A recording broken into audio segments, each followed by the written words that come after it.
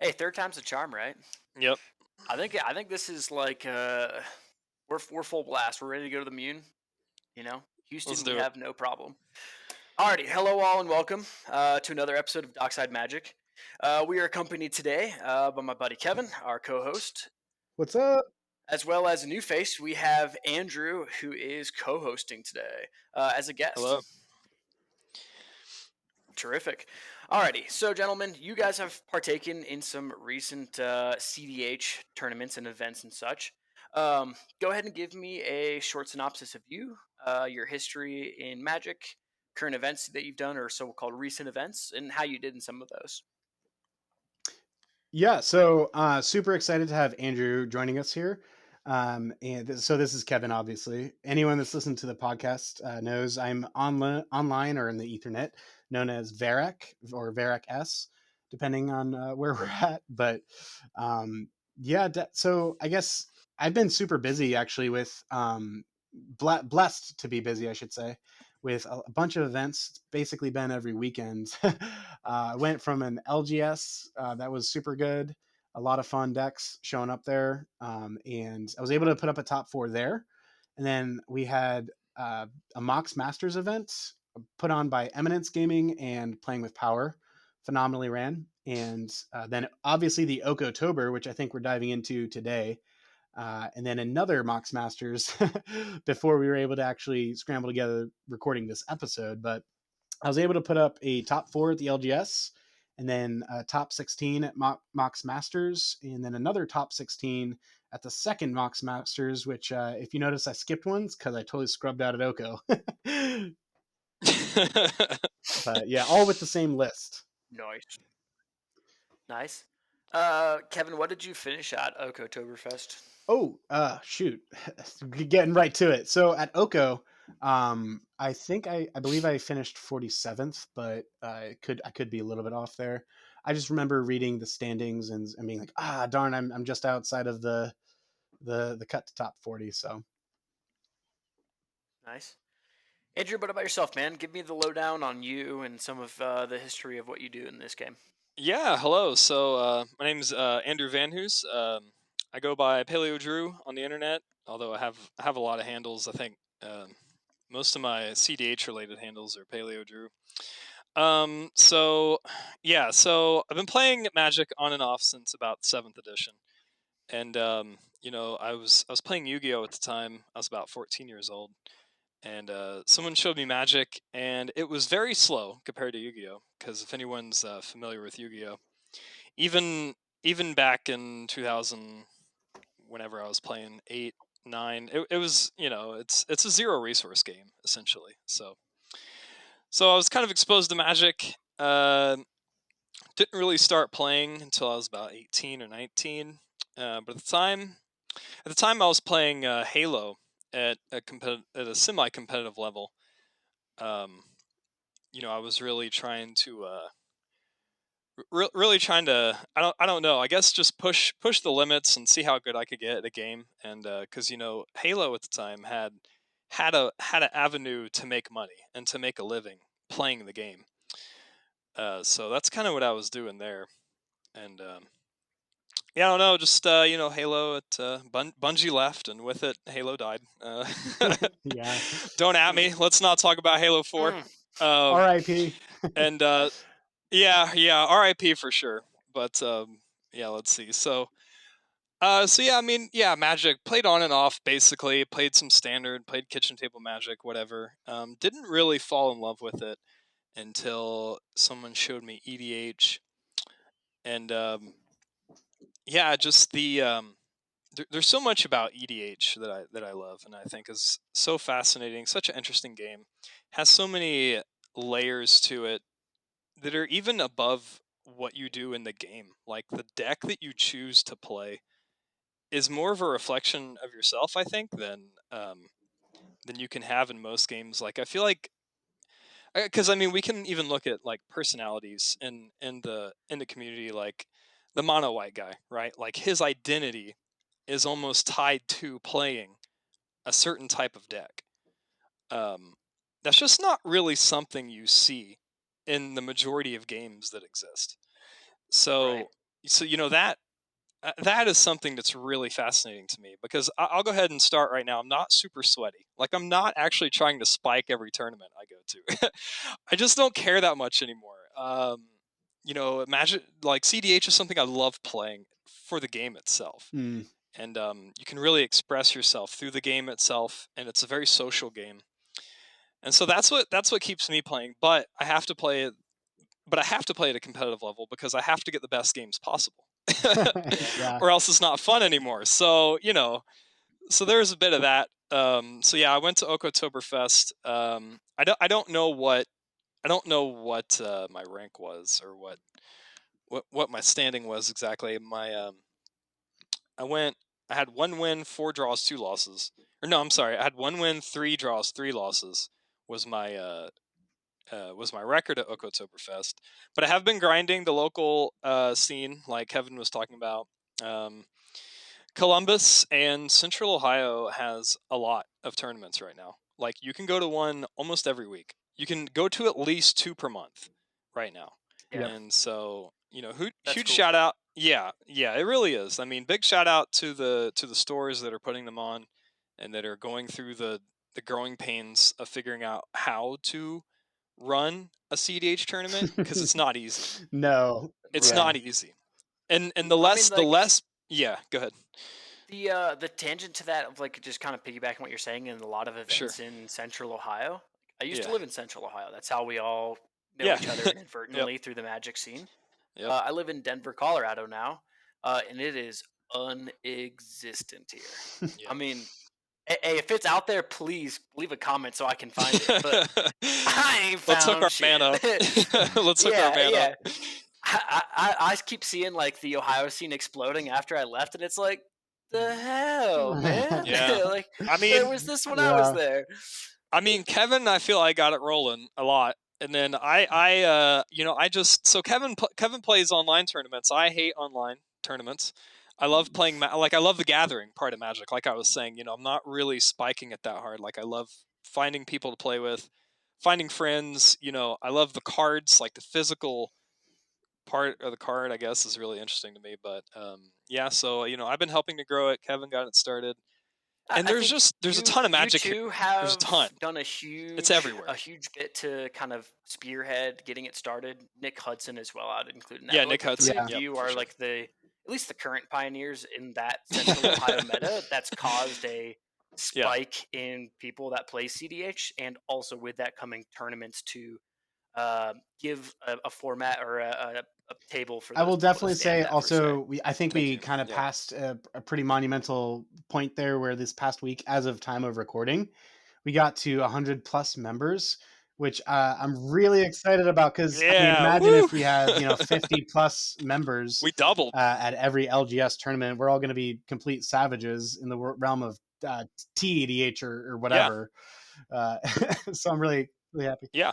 It's kind of like that's a good news, bad news thing. Good news is more players. Bad news is we're no longer at 69 members. Yeah, Yeah, What it is, yeah. but you That can't hurt. stay there for forever.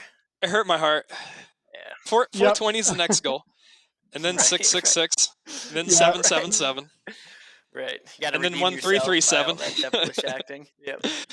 Um, But yeah, to dive further into it, I'll at least give a short synopsis on myself.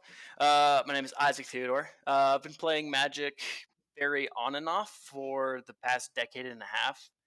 I don't really know how long it's been in total, but there's a lot of breaks in service there. Currently live in Colorado. It's why I'm disconnected from a lot of the scene. Haven't been playing as much lately. Haven't done as many tournaments, which is very unfortunate. I would love to start that back up again. But other things have held a lot of my attention in the meantime. I do a ton of biking out here. I also do a ton of skiing. And those are the things that are currently holding me over in this kind of off season, per se, till I can start doing some of these tournaments again as well, and intermix No all doubt. of those as well. Um, so to dive into the topic, we want to talk over the events, specifically being Okotoberfest. Some of your guys' experiences there. I wasn't at the event. You two were. I heard it was a very, very large event. If I'm not mistaken, I feel like I heard that it was the largest cEDH like organized event ever. I don't know if that's In true or person, not. at least. Confirm. Do you guys Yep. know Yeah, in Yep, person. Do you guys know confirmed. how many players were at that event? Over Was it 150 really? Wow. Okay. Wow. is what I I know know. we were close to somewhere Yeah, around the benchmark of 150, but yep. So 150 players. How many games did the average player play? I mean, based off of your guys' records, inside you guys are inside like Well, or outside of the 40th actual ranking ish, tournament, because but that's there 7 were games pods firing off inside the tournament. 7 everywhere. games or less or more. oh man, yes, that is the truth. People would finish a tournament game, go Yep. outside, and start a friendly game. Okay. It Like, was is insane. that in itself, is that some of the draw to going to like a big in-person tournament? Is just like being in the environment of so many people that Yeah. want to So play high level Magic? Yeah, I mean, yeah. Let's answer the first question. Let's answer the Yeah, question. yeah, yeah. So so as I said, I was there to play. Like I was there to play. I played every game, and the Swiss rounds was 7. It was 7 Swiss Okay. rounds. Unfortunately, the other members of the Columbus community that went, they all left. They all dropped after the first day.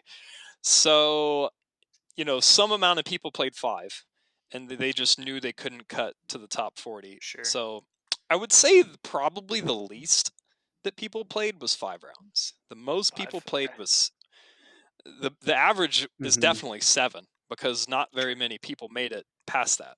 Right. I mean, you probably have to be what, top 32 to be doing 8 or 9 games?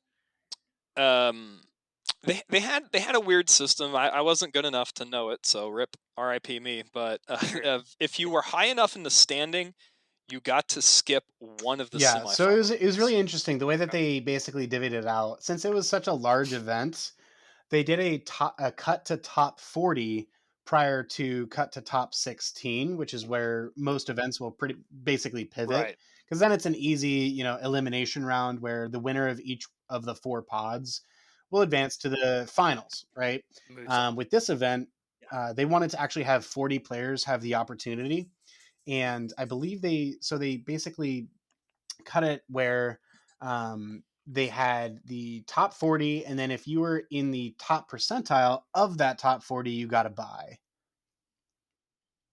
Yeah. Ah. Yep. Okay, so then that takes me back to the second question I asked on top of another question. You guys were mentioning that there was a lot of breakout games. Like, was Yeah. that a lot of the draw or luster to like going to a big in-person event? Was just like being surrounded by so much of that? Like, what were I don't know, break that down for me because I really just I wasn't there. I have So zero I'll speak understanding to of this it. a little bit Right. because I thought this was Yeah. very special, or a very special part of the event, at least. Because like day one, when we rolled in, everyone's getting their you know registration out of the way and like walking into the venue. Basically, no one really knows anyone other than the major faces and names, of course. But what I thought was neat was towards the end of day one slash day two, 100%. Basically, everyone was your friend. The gathering portion was dead on. Everyone got really comfortable, and that's where a lot of the pods started firing off. Especially even after the cut to top 40, there was a large group of people that would either go back to like a house or something like that, or I guess prior to that they'd go to a house, and then after that they would play outside of the main venue space. There was also a good amount of area to play Magic, which we got to shoot off Yeah. some really interesting pods, and it was just an absolute blast. We met some really good people. But towards the end of the event, it's like you wanted to just go back to every single person you played. They did a really good job with the Swiss organization to where you got to play with a ton of different players, and so then thereafter you Yeah. had investment in Yep. asking people how they did. And not only that, but I'll definitely say just about every single player, if not every single one of them that I played against, anecdotally, were very, very competent Magic players. So this was certainly not a minors type of tournament. This really, for me, felt like a major event, where people all knew exactly how the game is played. They all had a very clear and concise, well strategized plan going into it, and that made for super high quality games, even towards the later rounds. Because I myself also played all 7 rounds, and they were all super high quality. Yeah, Okay. ditto. Like literally ditto. The draw to going for me was, I just wanted to experience a big tournament. I knew Right. Kevin was going, Aubrey, another another, I would say, important member of our community who lives who funny enough lives in Atlanta. Aubrey wanted to go, and so it was an excuse for me to hang out with Aubrey for 4 or 5 days. So that was always good. But yeah, the draw was just to go and to play in a big tournament and see what it's like to play, at the highest caliber, I suppose. Although, I mean, there's no guarantee that's what's going to happen. That's exactly what ended up happening. Just to echo what Kevin said, every game I had was the most. It was the highest level of Magic I'd ever played. Mm-hmm. Every game, Mm-hmm. every single game was. No one wanted to lose. Everyone was so okay with playing for the draw because every game mattered so much. No Right. one was like yeeting their fucking adnods through a bunch of stacked Yeah. pieces and through a bunch of like interaction. Like everyone played super conservative. Everyone like table talk was at an all-time high. Like Oh, all-time that high. sounds Like phenomenal. before every turn, before God, I every love that upkeep. shit. Yeah, before every upkeep, someone would have something to say about the current player's turn because everyone was like, hey, we need to watch out for this. We need to watch out for this. Like, there was no. Okay, so I played Sithis, which is a very, very rogue niche deck. There Staxy were, Enchantress stuff. yeah, Staxy Enchantress stuff. Yep, green, white Enchantress, cast spells, draw cards, weird combos with cards you've never seen before, you've never heard of. Um, so I kind of found myself in a position where people wouldn't really know Mm-hmm. what to do. And so I was sort of the deck at the table where people were trying to figure it out on the fly.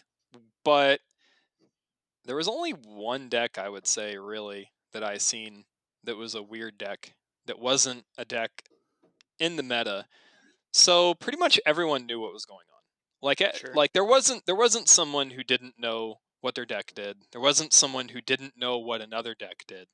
I Right. think the most confusing deck I seen that was a meta deck was Sakashima and Kodama. Yeah, Yeah. Sakashima Kodama. But even Sakadama. then, yeah, Sakadama. But even then, I mean, it's not that hard Mm. to figure out what's Yeah. going on. So No. so yeah, I mean, every game was just At the end of the day, it's so high Simic, quality. baby. Yeah, it's Simic value stuff. Yeah, Yeah, yeah. so that Okay. was my experience with it. So I guess this is probably a good segue into one of the questions that I have. Like, what was the meta looking like? Like, you sat down to a table. What was some of the general consistency of Blue game plan farm. that was happening, or people I'll were just trying to strive toward? yeah, I was gonna say let's start off by talking about Blue Farm and Yep. Winota. Sure. Because I played 4 Winota decks. I Yeah. didn't lose to a single one, by the way. 4 out of So 7 games had a Winota. Did any 4 of out of them have 7 games for me. duplicate Winotas where you had 2 Winotas in the No, same pod? Okay, that's no. good. That would be For very me, I unenjoyable. only played Yeah, against two. I only I played didn't lose to a against two single Winota one. So decks. I guess it's worth mentioning that yeah, I also did not lose to a Winota deck, which was pretty cool. I guess we can yeah. kind of It's poke a definitely worth little hole mentioning. because Winota is definitely kind of like the hot topic commander, I think, of our current time in Yeah, cEDH because she's such a Yeah, but yeah, it's been powerhouse. it's But here's okay, the thing: I so think with such a with that being coagulation said of though, competent pilots, and I think Andrew also hit really well yeah. that the communication was ridiculously high. So everyone always basically Insane. felt every So single much table turn was talk. 3 versus 1 more often than not. And so when that Yep, happens, someone is always holding absolutely. up a Deadly Rollick, Swords to Plowshares, or something to stop Winota Mhm. from getting her snowball into a snowman, if you will. right. So what I was wanting to say is Winota Absolutely. has been like a known thing for a long, Mhm. long time now. Yeah. Like I'm kind of surprised to hear that there was that many Winotas because it's I'm not going to put it like at the same type of thing as Cody, but it is somewhat niche and the general rule of thumb is like, well, if you kill Winota, it's really not doing its thing. It's like Yeah. stuff like that can I shouldn't say easily be shut down, but everybody knows is extremely powerful and they know how to stop the game plan. isn't really great in tournaments. Am I wrong? I know those decks Well, have done very well, well, it's but yeah. hard to say that because So I yeah, have yeah, a go. couple things. Yeah, I have a couple things. So first thing to note truly is that my deck really is incredibly strong against Winota. Mm. Because almost nothing Winota does, my deck cares about. My deck actually right. likes most of the stacks pieces that Winota plays. Besides, Right. like, rule of law, my deck is fine with because I can still draw an extra card per turn and I can still slam a value engine every turn. But Right. I play this really weird card called oh shit, what's it called? It's the one that turns something into a bug. A 0/1 Oh, destructible yeah, bug. the enchant Yeah, yeah. Dark A Steel Dark Steel White one. Mutation. There it Mutation. is. There it is. Yep. Darksteel Mutation. Yeah. It also plays Kinder's Oof. Transformation, and for Spice, I also play. It also plays the one that turns something into a 0/1 coward. So these effects are extremely strong against Winota.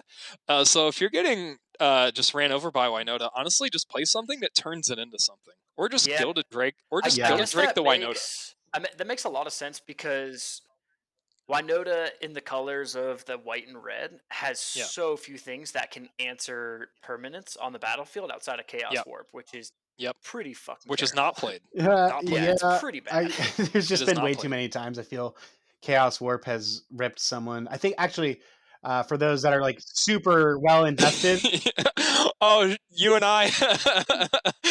Do you remember the game we were in oh the yeah, LGS?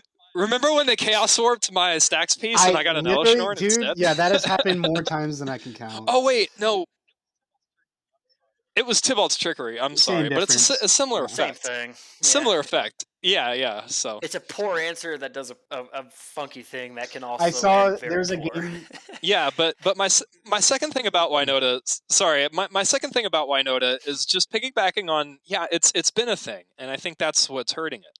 Yeah. Is it's been a thing, Well, and to that exact people know point, what to do about it now. right. People know to deal with Winota or that snowball's unstoppable. There's going to be enough Yep. stack pieces that are going to prevent you from doing what you want to. I think, Yep. on the contrary, the other deck you guys mentioned that it was very meta at the Yeah, So tournament, actually, let's Blue move on to Farm. that before one. Yeah, we because that one's So a hold on, more Blue hold on, guys. Farm Before we has conversation. been pivot into the blue farm, I kind of have a point Yeah. to make there.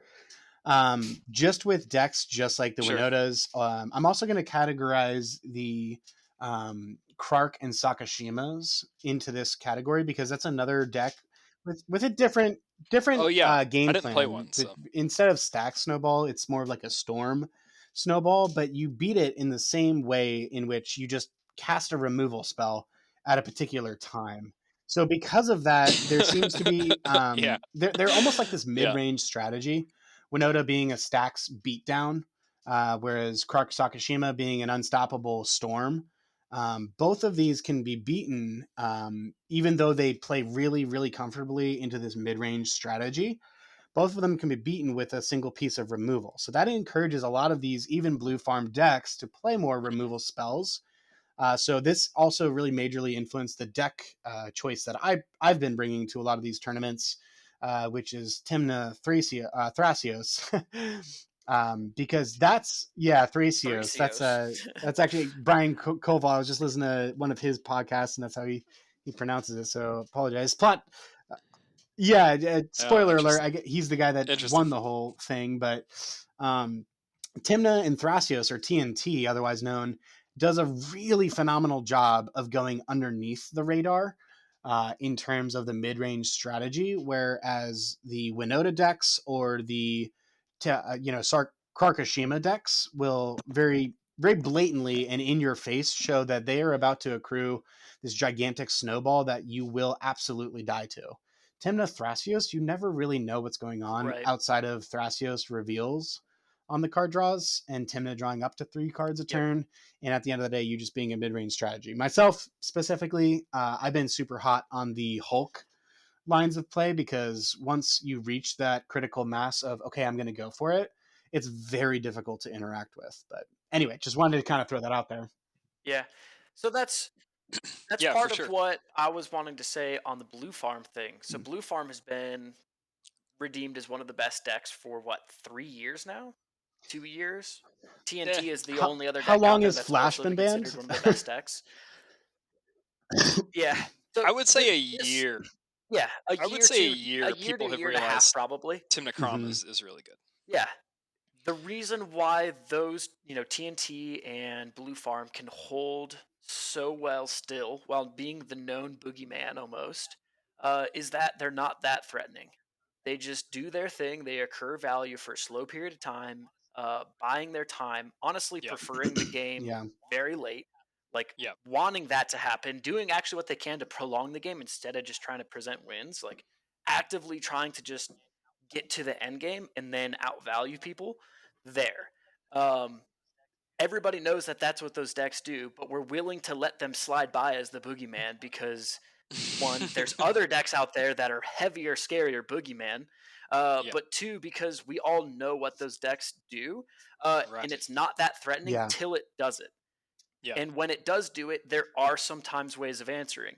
However, when Winota Yeah. does what it does, and it's like, holy fuck, the snowball snowballed, you cannot do anything. The time has passed. Like you You had to can't knock down the answer snowman. sooner. When TNT does its thing, there are times you can still answer. It's harder because it's at the late game, but we put it aside as much like, well, we can deal with that later. Like we know what that game plan is, we know what Yeah. Blue Farm's trying to do, and we kind of let it aside. And I think that's where those decks are so well, is because they're a boogeyman, but they're not the scariest boogeyman. They just do really good job at being like mid-level boogeyman, and Hmm. they stay there, and that's why they hold that space still. Like TNT has been revered probably as one of like the top three, top five best So CDH decks for the actually, past 5 years on now. the Since the Like partners that's existed. I since got to be careful. 2016, baby. I Like got to be Yeah. it's careful been here a if I want to long continue time. to have any level of success with that, with those commanders. But actually, so what's interesting is on the internet. I'm gonna Sure. so from me to you, Isaac. Yeah, I 100% agree. But what's fascinating is on the internet or Discord servers and whatnot, people actually disagree. Or like, I'm finding more and more often that people will say, well, TNT is sans red, so you don't have the explosivity, you don't have dockside, you don't have breach, you don't have these incredibly Yeah. or deflecting SWAT and what say you. um, but really all of those things are just highly prevalent threats, right? So that's kind of what I was hitting on, where you have the ability to go under the radar, and we're kind of blessed. Any TNT gang out there, Yeah, we're kind of blessed in the current day to where people are underestimating, which I'm noticing actually. Legacy players specifically are not falling into this category. Every time I've played against someone who is like Mm. has come over from Legacy, is seeing TNT as one of the major prevalent threats in the format, whereas right. more entrenched No, I think CDH what players are seeing you're it as, well, it doesn't have any of the new cool tools that Red has to offer, and so therefore it has a handicap Yeah. when really it doesn't. It just has a different game plan. So that's what So their like opinions are, and I think that proves the point all the more that it's like, hey, it doesn't have red, which is very good, which is menacing the format right now, and it lets it be in its own place to actually successfully do what it wants to do because it isn't doing those crazy fucking elaborate things as often at the yeah. beginning or middle of the game. Like it's Right. doing mid to late Yeah. game stuff, and it's people are willing to put it off till then. Like, cool, we'll deal with it then. We'll deal with it then. Yes. Yes. See, I would like to tie back in the part. Okay, so we talked about Wynota and Kark Sakashima, which are very commander centric decks, and you can see what they're going to do from a mile away. See the problem. See the reason why. Okay, so the reason why Blue Farm is successful is you mentioned it. It's incremental value. You don't really stop. It's not like stopping Crom stops the Yeah. deck. Stopping Wynota stops the deck essentially. And I know people, and I know people who are very good at playing Wynota can play without Wynota. I know that. So, I get that. But for your average player, which is the majority of players, right? Let's be serious. I don't really think we're talking to the best of the best players here. Generally, Mm. right? Mostly who we're talking about is just the average player. The average player can't really play without Wynota. Now, Timna Crom, you can play without Crom. You can play without Timna because Absolutely. the deck is 4-color good stuff. Yep. You still have Breach. You still have you still have Adnos. You still have just Thoracle Dockside. You can Yeah, or you can still Thoracle Consult. You can still yeah, just say you can hard still hard cast it. cast Oracle Yeah, console. Yeah. yeah, you can still cast that stuff. So you have this explosivity of Wynota against the backdrop of sort of the slowly but surely going to beat you in value Timothrasios Mhm. Timnacrom. Right. And so, you know, Timnacrom can never be the boogeyman that you can really definitively stop. It's not really something that you can just beat. You Right. can just beat Wynota. You can just beat Right. Kark Takashima. You can't This just is beat this is Blue Farm. I mean, even like when people play Winota, just playing a Draenith Magistrate is well, I crippling. mean, to be fair, Yeah. Draenith Magistrate's like one of Absolutely the most powerful crippling. cEDH cards. It beats almost all day. Yeah, it beats Yeah, almost every deck. yeah, But yeah, but the playing into the point of there's a lot of colors that can get rid of Yeah, a Draenith yeah. And Magistrate more yeah. and Blue easily Farm, than you're white still or fine. red can. Yeah. Timothrasios, you're still fine. You just slam Aristic Study and Funnily you're enough, chilling. Right.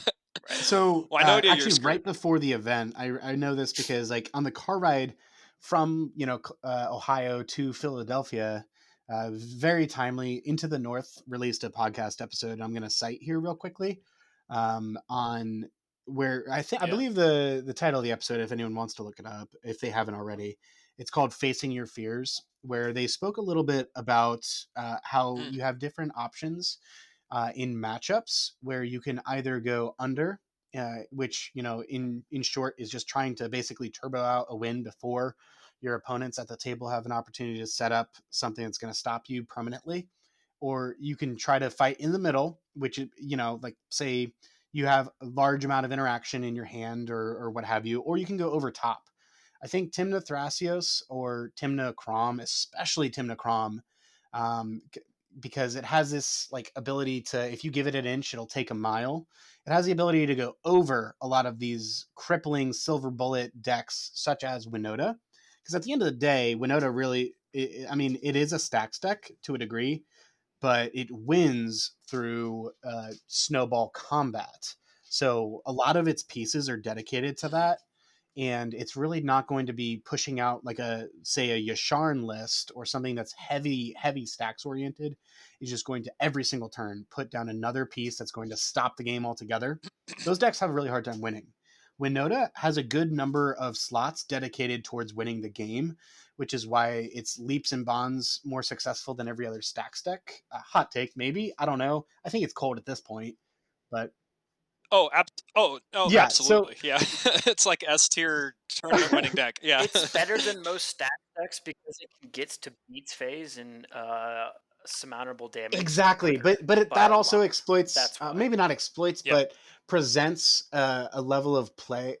I don't even know if level, but a type of play where you have the ability to go over. Yeah, thank you. A Yeah, a play play pattern. pattern where you can go over the Yeah, play pattern. stacks Yep. and that Mhm. basically becomes your goal.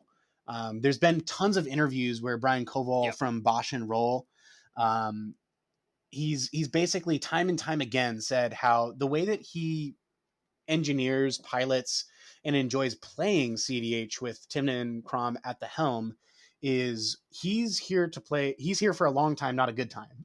I've heard him say a couple, here and there, where he just wants to not. You can't, not losing the game helps you win the game, basically. And with such powerful Yeah. engines in the Mhm. command zone, you're Yep. not necessarily married to your commander, but then you're also able to grind things out Mhm. Yep.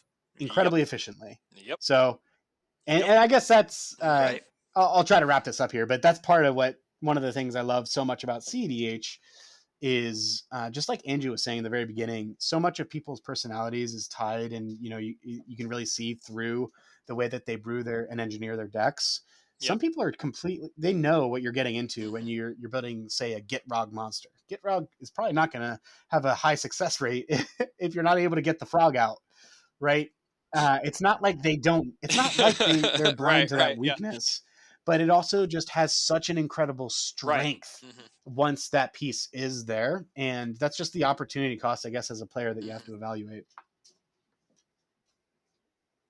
Right.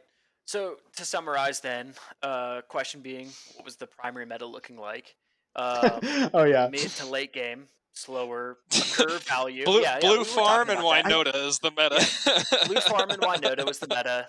Mid to late game, and I would say based off of you guys doing fine at that tournament, being in the top 33% ish with your record.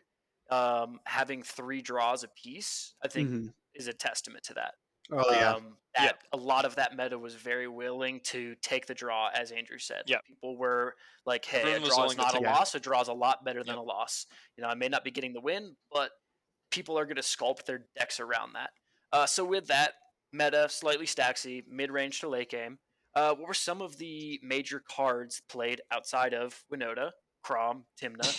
What were some of like the, let's go with non-commander cards? At least, Okay. I Yeah. say commander cards, Oh, like not the commander I have deck. a fun one. What were some of the bigger ones that you saw, or like pretty consistently that you saw? Andrew, what do you got? Oh, well, consistently. All right. Well, I mean, to be honest, I mean, it was like I kind of started this off. Like every deck was essentially a meta deck. Like every deck, you pretty much knew what the deck was. And like, obviously, I'm not trying to like, say anything bad about anything or anyone, but no, I no mean, one. it's saying like there's a Roger Silas deck. It's going to be Ooh. a Roger Silas deck. Yeah. Yeah, You know, pretty like, much. Pretty much, because yeah, like I didn't really see anyone bring anything really interesting. Like I seen one interesting deck, to be honest. Well, and there was the Deserts deck. I don't know what the name of the commander is, but I played against him in a friendly before the tournament started, and that was an interesting deck. So good for sure, him for bringing something weird. sure. But yeah, I mean, I think everyone was playing pretty much just on par staples. There was a Winota deck that played Stranglehold. Oh, Damn, that card is really good. yeah. that card is quite good in Winota. I would say the cards that really stuck out to me were a class of cards, and that class of card was Ooh, board wipe. yeah. Yeah. Yeah. Wow. I seen board wipes in this tournament, like you see board wipes in a freaking casual game. Right. There were board Which, wipes every game I was in. Someone either tried to resolve one or did resolve one. so I guess that would honestly make sense. We're talking about the primary Yep. meta, mid-range, late game, slow Mhm. stacks. People know that's how higher level tournaments are played. And a direct answer is cool. Let me fucking calling ritual your shit. Yeah. You know Oh what I mean? Yes. god, that Calling Like, ritual. Oh my let god. me obliterate your yeah. board state. Let me cyclonic rift you. Let me run one of the many really good board wipes out there. I mean, yeah. There's Toxic Cyclonic Deluge, Rift. Fire Yeah. Covenant. Yeah. There's Cyclonic Rift, but I'm not even talking about Cyclonic Rift. Like I'm talking about Right. actual factual Damn. Destroy. Yeah. Damn. Fire Covenant. Deluge. Yeah. The Calling Ritual. I mean, I've seen one of all of them.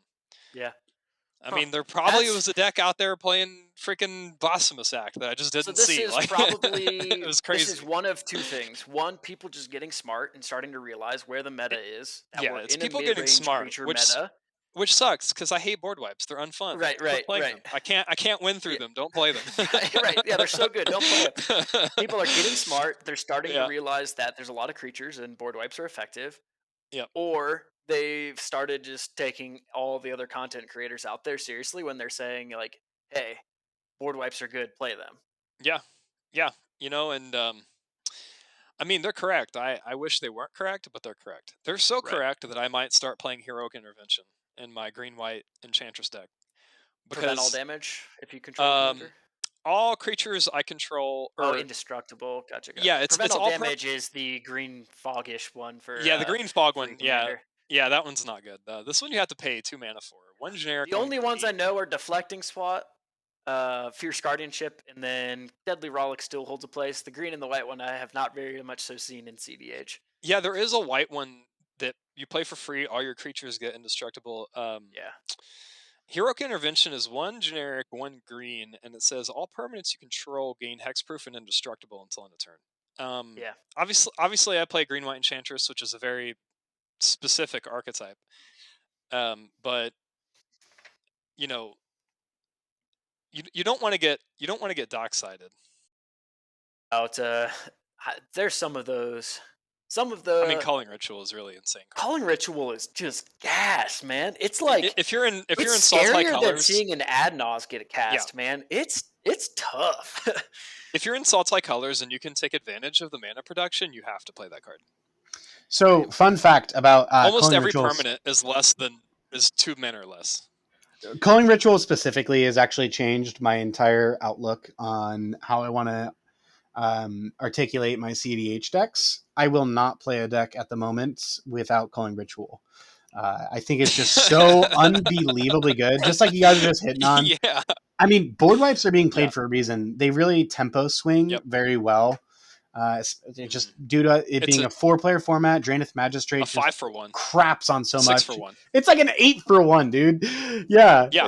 Like, Oh, calling rituals like a 10, 12, 15 for 1. well, especially if you have something like a Thrasios, which a lot of the decks I've been playing around with will be Thrasios Plus.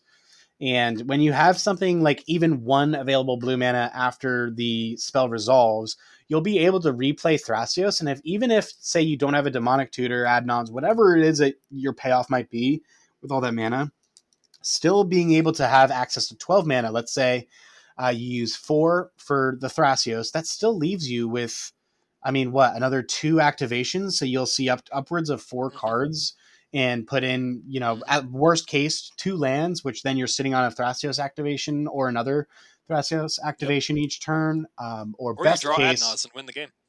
exactly. Yeah, it's just so incredible. I think so. Shit's Here's good, my, folks. maybe this is my hot take for the episode, but I think Culling Ritual is like a half step below Dockside Extortionist levels. I know that's Oh, especially hot since the absolutely. channel is called Dockside Magic, Well, but okay, the only problem is Dockside fixes your mana. true. Calling Ritual does not fix your mana. That's where the power difference lies. Right. Otherwise, I would say Calling Ritual is better because you're getting rid of the things instead of just making treasure from them. They're gone. So, You bomb the their collector mana, roof, so their but you mana. also don't Yeah, you infinite bomb the mana collector combo. roof. Yeah. Yeah, well, I guess that's true. So this is somewhat to tie in even with the points we've already made and the other topics we've already talked about. We mentioned meta, mid-range, late stacks. Mm. Mhm. Calling Ritual is a direct answer to that. You're mentioning that you want to Yeah, play black. That makes yeah, sense. It's a phenomenal supporting color. Sometimes yep. even a good primary color. With that, you're not gonna not play green. You're saying like all your decks you're gonna have black and green at minimal, so you can play Dark Ritual or sorry, Culling Ritual because it's so good. Part of why that is so good is because of dorks, because there's such a high prevalence of them. So it's literally complementing meta stuff. They're obviously on the Yep. opposing side, but they complement each other so well. So many people are playing so many creatures that are low cost, that are unsuspecting, cheap creatures that have low value, but are just long term value across a whole game. You play it turn 2 and you go to draw. Well, like at that draw, that was out for 7 to 10 turns. Like Mhm. that dork producing 1 green each time your Llanowar Elves was a huge value. The Dark Yeah, Ritual is directly feeding off of those guys. Like yep. it's an exact meta call answer to a current thing that's out there that also accelerates the shit out of you. It's like It Yeah, does it's exactly that, but it does something even better than that because to it kind of does like so tie this much. into my like TNT It does philosophy for so why I much. believe that's such a great deck, where you have the ability to fly under the radar. When there's a culling ritual on the stack, oftentimes it's actually going to be at least in one of your other 2 opponents, or one of your other 3 opponents, I should say, best interest to allow the spell to resolve. What I mean by that, you're say you usually have a fighting Roger against one Silas person. say you have a Roger Silas deck sitting across the table with Underworld Breach and Lion's Eye Diamond and I don't know, Gamble, whatever it is, they have some form of breach line. It's really not that hard to put together, but there's a collector oof on the field. You as the active player casting that calling ritual is going to get rid of that collector oof, stopping them from their combo line, and so they have a plausible amount of reasoning for wanting that spell to resolve, even though it will be granting the active player Yeah, 12 manas. So for that exact reason, the spell is completely busted in what it does on the surface level. yep, But then a step down from that, other players are likely to hold back their swan song or whatever answer that they could counter that board wipe with, because doing a full board reset is more than likely, or at least it can be politicked to provide them some level of advantage, even though you're going to tempo swing and be in a good spot. Right. I mean, that all checks out. I feel like a lot of that makes a lot of sense to me. It's a card. Um, yeah, it's It's a a card. card. Just like the Yeah. rest of the 100 cards that Oh, help here. express your personality in a CDH, Yeah. it's a card. I mean, we could literally talk about this one card for a whole podcast. Because, Oh like, yeah. okay, you're locked behind a Dranith Magistrate. Guess what? Calling Ritual. Oh, you hit some rocks and a Dranith Magistrate. Oh, wow, you have mana to cast your commander, too. Get wrecked. Like, it's not only a tempo swing because of the board wipe, it's a double tempo swing because you just accelerated faster than anyone could. And you've gotten rid of their mana rocks. Mm-hmm. Right. I mean, I don't even know if people really talk about this card. I've never heard this card spoken about on a podcast ever. So the only thing I guess Is it because it's at 4? Is it because it's at 4 mana? Like, is oh, it because get out it's of here! in No, black and no. green? I know. I Some. mean, I just want to know because I don't hear about it. I've But heard it's one it of the most talked about powerful cards in the before. format. Period. Yeah. In my opinion. I've heard it talked about, but I don't think it's talked about as much as it is because it's not a completely asymmetrical card. So that's Oh, exactly right. So what I can yeah. I gather think that's is why. people are kind of Okay, like that's aware, true. overly aware, and perhaps I don't want to say misevaluating or being too scared of the fact that when I'm casting this, it's most likely going to be in a Thrasios plus type of deck. And what Sure. I'm effectively doing by casting this card is blowing up my own mana rocks. I'm blowing up my own mana That's true. dorks. So if I've built my deck on a strategy like Timna Thrasios, where I'm playing the broad majority of mana dorks, basically my mulligans with that deck follow a philosophy of, do I have 2 lands and a mana dork to get a turn 2 Timna? If so, keep Yeah, absolutely. keep hand, pass turn, and just mid range on, my friend. You know, so Yep. a spell like Coin Ritual is going to set myself sense. back a good amount to where if you don't have a healthy amount of land drops, if you don't have a healthy amount of sustainability post that spell resolving, you could also kind of be shooting yourself in the foot. Personally, I don't think I've ever actually ran into that. Knock on wood, right? As I continue to play in all these tournaments, but It's I believe that's the biggest reasoning. The biggest thing, I could because see I that. I could see know that. good CDH players know how good that card is. Every last one of them. The biggest thing is just reading the card surface level without having played it. A lot of people read the card and they're like, I don't know. That sets me back pretty hard. It's the Yeah. lack of asymmetry that the card has. They don't realize that it's borderline an asymmetrical card. It really is. Like, yeah, you're blowing your shit up, but you're doing it at a really, really important time. Every time Yeah. you're willing to cast that card is at a really important time where you're like, cool, I'll trade those whatever fucking cards I have out for mana right now. Too easy. Like, consider Yep. it done. And I think it's just when people play the card, they're going to instantaneously start to realize the power and value that it holds. And give it 6-8 months, it's going to become more of that staple because more people are going to see the card played and more people are going to play the card and realize, like, yep, that's very good. That is very good. Mm-hmm. I think that card does a really good job. Obviously, other cards like as people are beginning to play Fire Covenant a little bit more. Oh yeah, or Fire I know Covenant. everyone's been We on can talk Toxic about that. Deluge for quite some time, but yeah, and maybe we shouldn't like spend too much time talking about single card discussion because this is all really exciting stuff. It is the question, and this is the only really thing to talk about, in my opinion, because I didn't see anything interesting, to be honest. Just the board wipes were the thing that stood out to me. I don't know. Would you guys say Grand Abolisher and Ranger Captain of Eos is interesting? Because I saw that a lot. Oh, well, no. Well, I think that, okay, yeah, so I think that Bosch and Roll winning the tournament and Bosch and Roll going on, his obligatory interview spree, him talking about the way he plays, I think probably made people think about those cards a little different. Because, I mean, I'm not really, I don't play 4-color soup stuff, but I know that Grand Abolisher gets cut a lot. What? But Grand Abolisher is a dumb card, like. But I've known that because I play Sithis, and you're leaning on silence effects. You're leaning on silence effects really hard in Sithis, to be able to win the game. The time I did come in, I have one in LGS tournament in Sithis, so it's not a bad deck. It can definitely win tournaments. But silence effects got me there. like Right. for sure. I mean, they're big. But the thing about They're silence effects that I think that people don't really fully understand is that, okay, so let's look at the counter spells that people play in cEDH. Name me how many counter spells counter a creature. mana drain counterspell. Well, no. So Force of will. And no one no plays one plays counterspell. counterspell. Yeah. So you've got So mana. we You have have mana drain force and of force of will. will. You have if people have the available mana, it's more than likely not going to be your third spell for the turn. So they'd have to open up 4 for the Mind Break Trap. I don't leave home without a Mind Break Trap, Well, but sure, we're talking about worst case scenarios. They have multiple Yeah. spells in their hand to counter a creature spell. Not a lot. yeah, very. That's few, worst yeah. case scenario, right? Yeah. So we have It's two. We have usually two on the essentially. stipulation on like the ones that go off of converted mana cost, even like Remand, I think. Like those are fringely played. Spell But snare. Yeah, no. there's not. You're right. Yeah, there's not a lot of. Oh, shit that okay, hits. spell snare. Okay, you're There's correct, not a lot but of that's stuff that also hits the fringe. creatures. That's Yeah, also fringely played. It's very We fringe. Just have like delay. Mind Break Trap. Like Mind Break Trap is pretty fringe. I think it's awesome, but it's fringe. Yeah, we also had delay. Mm-hmm. So I Okay. would say we have 4 in the meta, 2 of which are not played at all.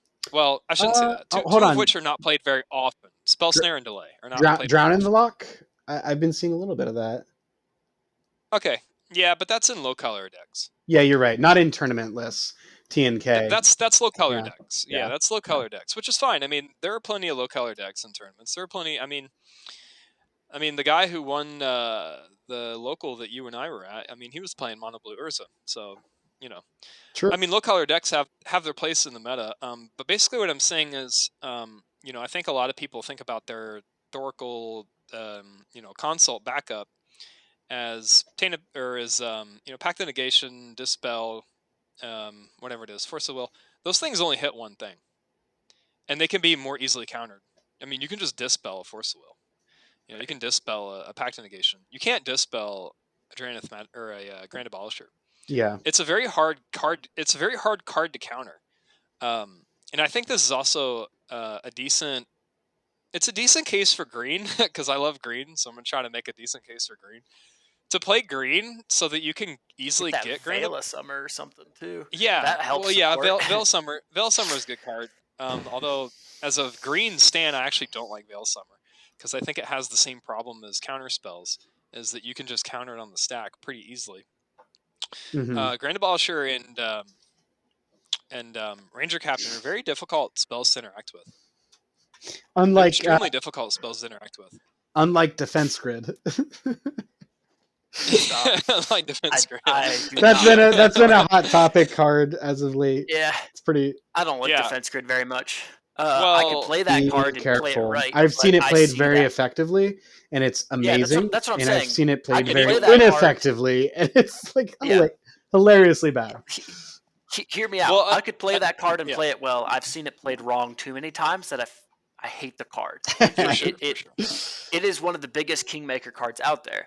Now, the biggest thing that allows those white silence effects to continue to do so well is that they're asymmetrical. Yet again, they're no punishment to you at all. For sure. Outside of kind of like giving you your enemies a tell, they're completely asymmetrical. Yeah, they're super good. They're stupidly strong. I mean, I can just slam a Grand Abolisher just to get it out there because I have nothing else to cast. And I'm not planning on winning next turn. And people will freak out. People will be like, "Oh my god, point all your interaction at the Grand Abolisher right now because we're going to lose." It's probably the correct it's probably the correct thing to do. But that's actually sometimes it just pulls interaction, and then I slam the Sanctum Weaver next turn anyway, and they don't have anything. So it does the same thing for some decks. On an angle where you have that ability to have a backup threat after the Grand Abolisher has removal spent on it, I definitely want to touch on that too, because something playing more Hulk strategies, and before I was on Hulk, I was doing Razakats basically, because I was in search of a deck that was going to have a large amount of flexibility and be really once it reaches that critical mass, be very, very hard to stop. Razakats kind of did this. Hulk definitely does this, especially with the Academy Rector lines. And basically the triggers on the stack, you got to deal with it once. If you don't mental misstep the Viscera Seer or what have you. But anyhow, the point that I want to kind of make here is Grand Abolisher also falls into the same category of anyone that's on a reanimate strategy that would, let's say you cast Entomb. If you are just holding up 1 mana, it goes to end step, you're next in player order, and you've got this Entomb, and let's say untapped Yep. Underground Sea. Oftentimes, when you initially start playing these reanimator strategies, you want to just use every bit of resource that you have available. So you're thinking, you could easily think to yourself, all right, well, I'm just going to slam Razaketh in the bin. I'm just going to slam Hulk in the bin, or what have you. And then when I go to my turn, I'll both thin out a draw. I'll also get one step closer to my win attempt. Grand Abolisher in the same way can kind of have that feeling. But what I would actually warn our listeners, or in terms of play patterns, what you're actually doing there is kind of setting yourself up for a knee bar. That is just like a quick jujitsu reference, right? So what I mean by that is one of the games I played outside of the tournament, someone entombed their Razaketh, and I'm like, oh, awesome! So necromancy targeting your Razaketh, and it was like a genuine. This has happened Oh, multiple times actually, and this is that one of is the joys. spicy. This is one of the joys of playing a reanimator strategy. Is you can kind of play on other people's misplays, and I'll definitely say slamming a Grand Abolisher without an immediate win to follow, I believe, is actually a misplay. Just like slamming an Entomb Mm, without an immediate for payoff to sure. follow can also be a misplay, because you could be effectively punting. Say someone has a Gilded Drake for that Grand Abolisher that no one can Yeah. interact with. Yeah. Say someone has That's the very true. Necromancy for the Razaketh, which, by the way, that's absolutely my favorite way to win games. No,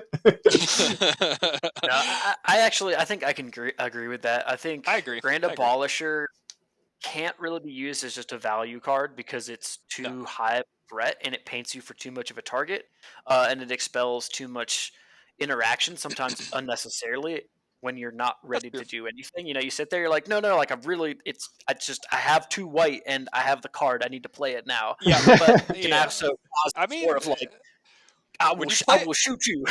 yeah, when you play bad decks like I do, sometimes you actually just have to do that. Okay, Yeah. well, Just that's true. That's politic, true. Because just politic people, your way out. yeah, that's true. And so with Sithis, that's definitely true too. Because it's like, all right, well, Yeah, he's you're not a little immediately going more to win, limited. and it's like, okay, Yeah, yeah, I'm you're a little scared, more but I'm not limited. terrified.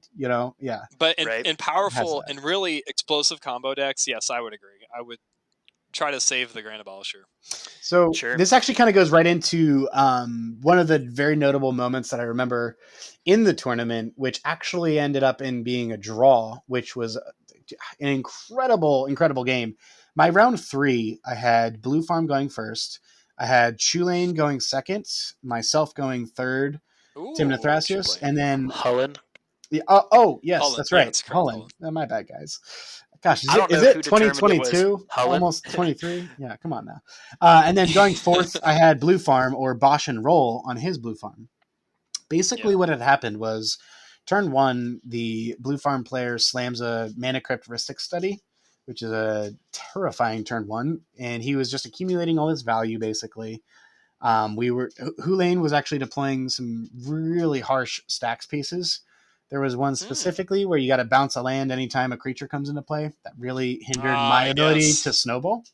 Um, Yes. and then there became a window of opportunity, actually, where I remember also there was a deafening silence. So player 4, Bosch and Roll, was actually going for Grand Abolisher, followed by Athas's Tainted Pact or Consult, can't remember. Hmm. And luckily, we had drawn player 1 off the Rhystic Study just enough cards to where, and I never thought I'd see this interaction, let alone at the highest level tournament. But basically, Grand Abolisher resolves because no one has the interaction, like Andrew was pointing out, to counter the Grand Abolisher. Thassa's Oracle resolves. With ETB on the stack, we see a Demonic Consultation. So, really cool moment here. The player 1, and shout out, I don't recall the name of the player, but he basically auto-warrowed the Grand Abolisher. Auto-warrow, definitely another Mm-hmm. impactful piece of interaction. I encourage stifles for this exact reason.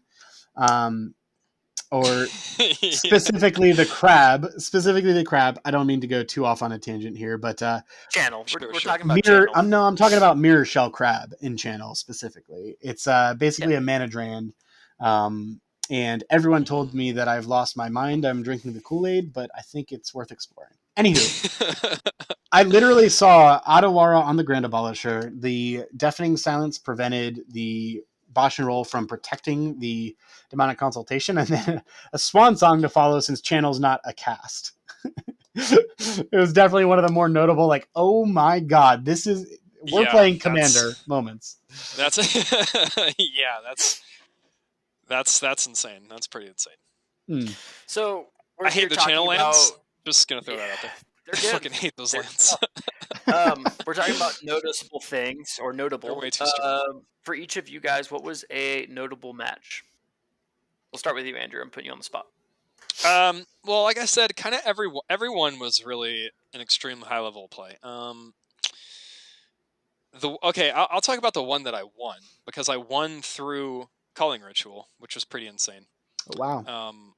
Yeah. It was luck that he didn't have anything to play off the Culling Ritual. So I was doing the green, white, Enchantress Storm off thing, and I had accrued a ton of value. I mean, I was drowning the table in value, and the Korvold player resolved a Calling Ritual, and they cast Korvold off of it. And luckily, that was the only thing that they had to do. And I had just played so many lands, and I think I had the enchantment. I had the enchantment that's also Enchantress on the board, so that lived through the Calling Ritual. So that helped me get back in the game because I just cast Sithis, drew a card, and then started casting more cards and drew more cards. So that was lucky. But I think at the end of that game, half of my deck was in my graveyard, and I was still able to win because I just kept having things to play, and I just kept playing things, and then I still had the infinite mana. So it was quite the game because I was the arch enemy, and I still won. But I would say a notable game I was in a pod with Callahan from the Mind Sculptors. He was going first. He was playing his Arden Silas deck. Yeah, Arden Silas, which unfortunately I didn't really get to see it do anything, and I'll explain why here in a second. The next player 2 was Timna Sakashima. Of course, I was on Sithis, and then the last player was on Sisei. Yeah, just Sisei, not Sisei Giganta. So Callahan goes first. I don't really remember what his opener was, but the Timna Sakashima player goes second. Completely dumps his hand. Like, almost all of his hand is gone, and he resolves the Timna, of course. So everyone's like, oh, we're about to lose the game. So I play. So I go next. I do a thing, and I'm pretty sure I tutor for Collector Roof. Because I'm like, we're going to lose if this isn't answered. And then the Sisei player does a thing, and then Callahan goes, and Callahan does the same thing. Callahan tutors for some type of stacks piece. I don't remember what it was. But basically, me and Callahan both overreact to the Timna Sakashima player, who we learn is also a stacks deck. So whoa, interesting. They went really fast just to play more stacks. And so what happened was we accidentally stacked the game out between the three of us. And then the Sisei player... Yeah. Oh, no. Yeah. And so the Sisei player, probably without saying anything, is like, oh, this is the best thing that could have ever happened to me this whole tournament. Because they're like, fuck yeah. None of our stacks pieces... Yeah, none of our stacks pieces are affecting them. We've slowed each other down so bad that we can't do anything. And so so eventually they reveal that they're on Super Friends Sisei, and they do a Planeswalker tutor chain. And me and Callahan were just sitting there laughing our asses off because we were afraid of what we thought was a Turbo Esper deck. And it turns out they were just the stacks deck, and then we lost to the weird combo deck. And so that was the spiciest deck that I seen. So that was definitely a memorable moment as far as like seeing a deck that was not meta. So let that be a lesson. If you're going to dump your entire hand, it may be in your best interest to communicate with the table that you're actually what you're doing. You want the game to go Yeah. long, even though it looks like you're holding Yeah. ad nos. Yeah. Yeah, because that's what I thought was going to happen. And I was like, Yeah. okay, I can get Collector Roof, still play it next turn, and I'd still have to wait a turn. So I was like, even if he has Adnos, we're screwed anyway. But yeah, you know, sometimes it's just weird like that. Moral of the story is definitely play Collector Roof. It's still a very good card. Oh my yeah. gosh. Collector Roof is It's a very good ridiculous. card. Very good. Yeah. All right, Kev, what do you got for noticeable match? Yeah, so I guess aside from the story I was just telling, I'll give like a real quick high-low. So game 1 was actually the only match that I took a victory off of. And I'll just speak real quickly. I think the bottom line, I was super happy when I saw the pod composition. I had Inala going first. I know you think I'm crazy for being happy about That's that. bad. Yeah. Well, here's the thing. Oh, man. You had me going Sure. second. So So we that's pretty good. had Yeah. Najila going third, and then Winota going fourth. So this Just is where I want Najila and Winota. Yep. Third Yes. and Yep. fourth. Just where you want Yes. those decks. Yep. Absolutely. Wouldn't have been too mad if Winota and Inala were switched in seed order. But I basically had the dream composition where I have one turbo deck who's indefinitely faster than me. I have one mid-range deck who is almost always going to be a more prevalent threat than myself. I don't know if I've shared this on the podcast before, but I've denoted Najila to have what I refer to as the Urza problem, where it's an incredibly powerful commander. Najila more so than Urza, of course, because the 5 color, but where it has the highest power of any commander available. And because of that, you're 3v1 the whole game. So, and Najila is also a mid-range deck. So between the two mid-range decks, myself and Najila, I'm always going to be more favored within the table. People are going to be more willing to let my Timna through than, one of the 100%. warriors to give a card draw. I forget what. 100%. Yeah. They'll let you draw cards off your Ristic Study to deal with Najila. Exactly. So, and then with Winota going fourth, that's the one stacks deck that I need at the table. I've built my entire TNT Hulk list to be able to beat through stacks. I only need one spell to resolve a turn, and I only need that one spell essentially to sacrifice an Academy Rector. In short, more times often than not. So I was very happy. I kept a hand with Force of Will. And over the course of the game, played out exactly. So Inala's getting screwed anyway. Absolutely. Yep. Inala never went for the win on turn 1. What are you doing? No, I'm kidding. They had a scary start, just like everyone would expect Inala to have. I have a great start where I just begin developing mana dorks, holding the Force of Will still. Najila basically goes Jeweled Lotus Najila. So they're a bigger threat already. Winota plays Deafening Silence, and I'm crying with tears of joy. And essentially, and I believe Inala went for the win, but they didn't have sufficient protection because it's a little bit of a glass house archetype. Yeah. Yeah. Mm-hmm. And so that got stopped. I don't think I actually spent my Force of Will because through the Deafening Silence, I wasn't positive they were going to be able to pull it off. Or I at least knew that there were so many steps with Inala where I'd have another window of opportunity to interact. And that game ended right after with a smooth, clean Academy Rector line. So I was super happy with that. The other notable moment, I guess, because every other pod, it seemed like I was basically an uphill battle. That pod 1 being my high, I'll go to my pod. Where was it? Pod 4. This was my low. So I felt like there was a lot of clean play in the tournament overall. I was very proud with the way that I was able to play up until there was one moment in this pod 4, game 4 that I played where I was going first. There was a Blood Pod deck going second, but it wasn't actually Timna Tana. It was the Friends Forever version of Timna Tana. We basically got a deck check. So the judges pulled each of our decks and just wanted to make sure everyone was playing fairly. Sleeves were not see-through. The cards are what their lists were, etc. And the whole time, the guy with the Blood Pod-esque deck was basically like, yeah, I love Blood Pod. It's such a cool archetype. I love was just basically sharing some of his passion on the build. So I'm thinking in the back of my mind, and here's my mistake number 1. I'm thinking, excellent, Blood Pod. So this is going to be a stacks list that's going to push out either a Blood Moon or some level of perhaps like a Collector Oof, slow down the table. We had going right after that deck a Nezahal deck, which was spicy.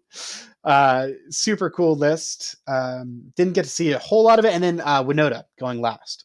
So I was looking at this and I assessed based on my mulligans that I was the only blue player at the table aside from Nezahal, who I believe had to go down to 4 or 5 cards, Ooh, something of the that's sort.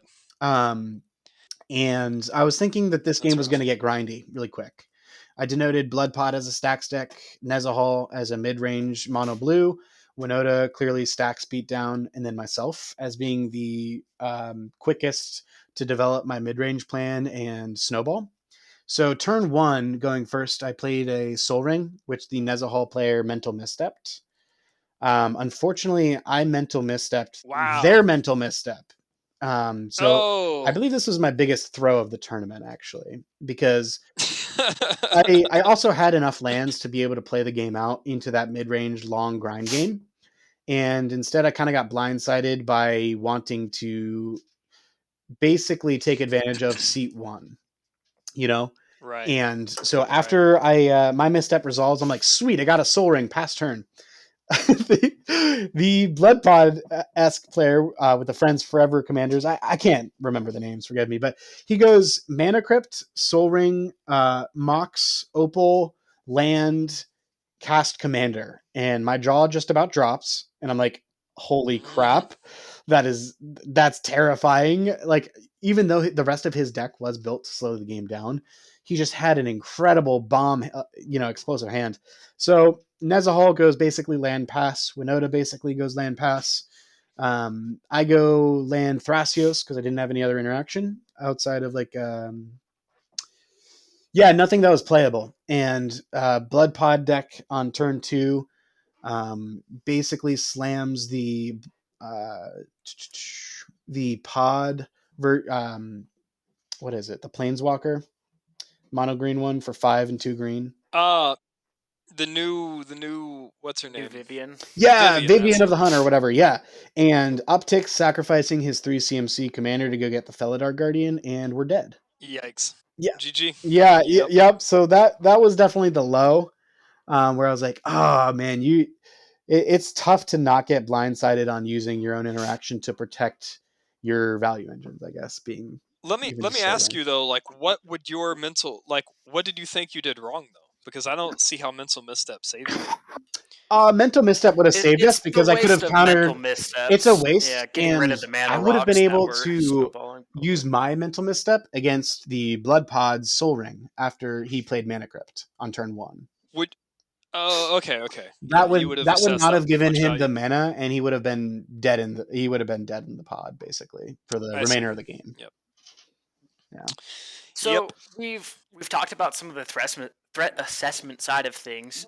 Uh, Sure. Kevin, you even mentioned making like an adequate, proper threat assessment, like gauging your deck against the speed of decks and what their game plan is wanting to achieve, as well as miss threat assessmenting a deck. Did you guys have any instances where you felt like there was stuff misassessed by either you or even other players? Overall, I mean, you guys mentioned priorly that it was a very high caliber tournament where everybody kind of had a game plan and were understanding of what everybody's end game was trying to accomplish. But did you see miss threat assessment? I have an answer to this.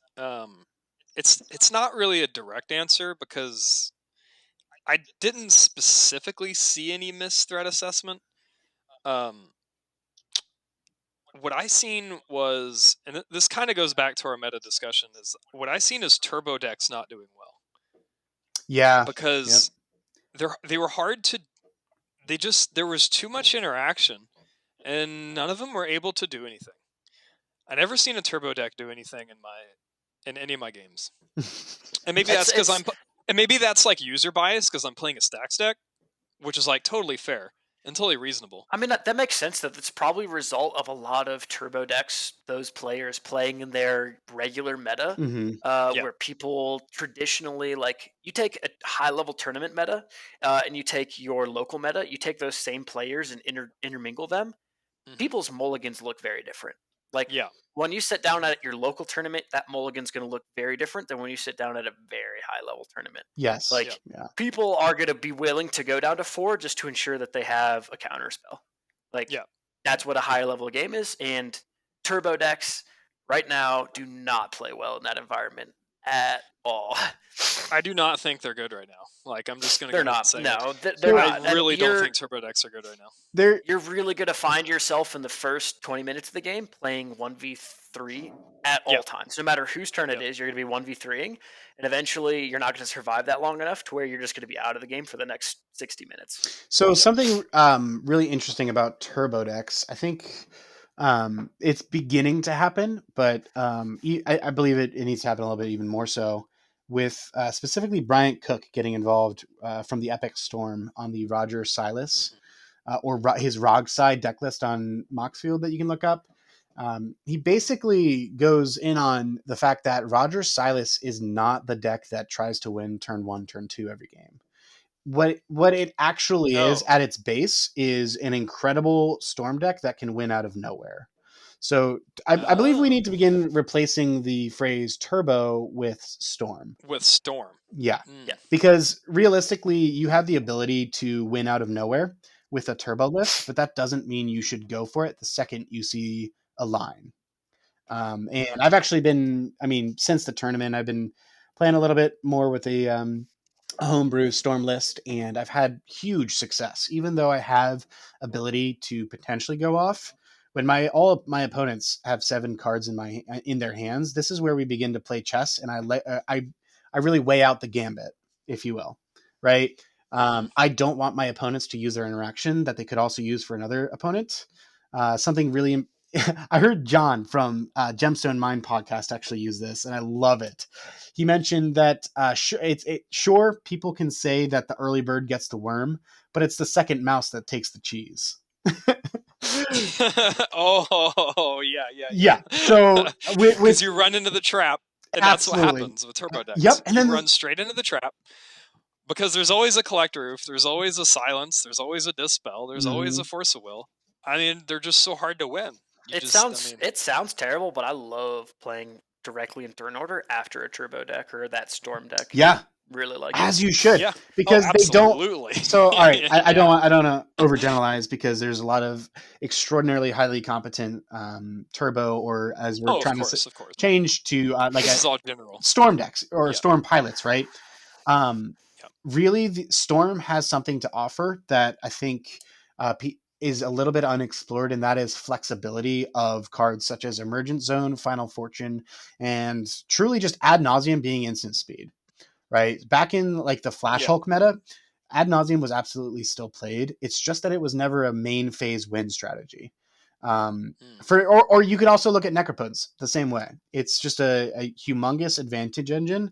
I don't think anyone will let you say that ad nause is a value nause, but even still, it should be played as such. Unless you're in strictly Sultai, like strictly Sultai, yeah. Yeah, even then. But like even then, yeah. So we've hit a lot of points here. I think one last one I want to cover before we wrap this up.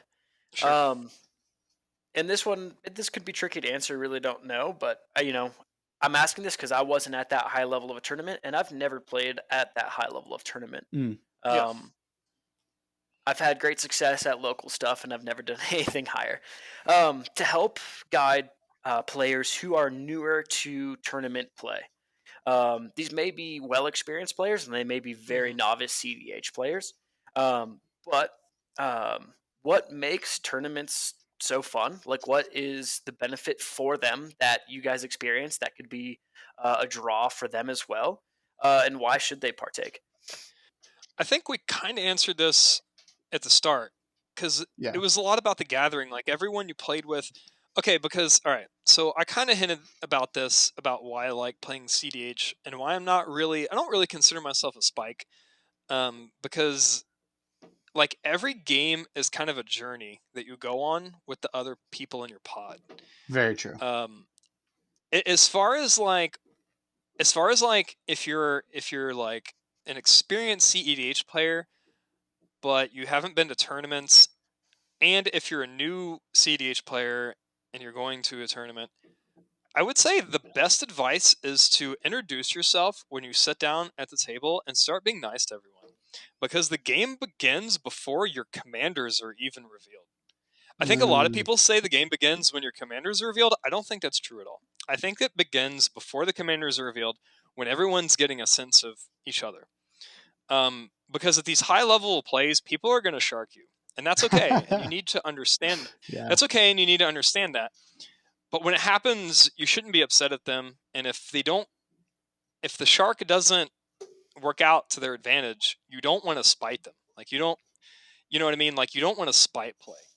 So it's good to build a rapport with the people you're playing with, because it's, I mean, an hour long cEDH game is pretty average, I think. Like almost all of my games went to turns, by the way. That was another thing that happened. So it was exhausting for me. Like every game went as long as it could have possibly gone. Yeah. But well, not every game, because we lost to that cEDH player. But so 5 out of my 7 games went to turns. But Right. But yeah, I mean, I think that's one thing, is you meet really incredible people and you have a really incredible experience. Do you think the whether you win or not. average? Do you think the average player at that caliber tournament is like pretty enjoyable to play with? Oh yeah, everyone I met was pretty great. To continue on this point though, there was a game that I had where someone was